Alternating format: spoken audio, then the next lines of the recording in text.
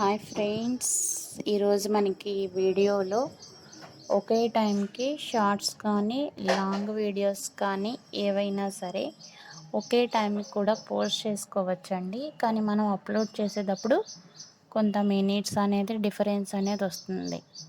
ఒకవేళ మీరు ఈ షెడ్యూల్ అనేది టైం పెట్టుకున్న ఆ టైంకి కరెక్ట్గా అప్లోడ్ అవుతాయి అన్నమాట. కరెక్ట్గా పబ్లిష్ అవుతాయి ఆ టయానికి.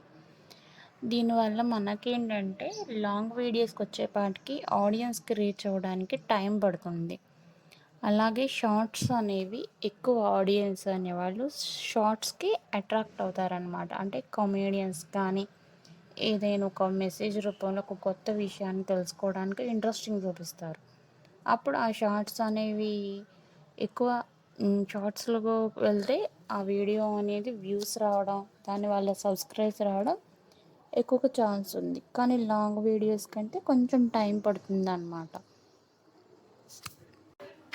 ఈ లాంగ్ వీడియోస్కి టైం అనేది పట్టడం ద్వారా ఒకవేళ ఇంప్రూవ్ అంటే చాలామంది 1000 సబ్స్క్రైబర్స్ ఉన్న వాళ్ళ ఛానల్లో లాంగ్ వీడియో అనేది కూడా త్వరగా రీచ్ అవుతుంది.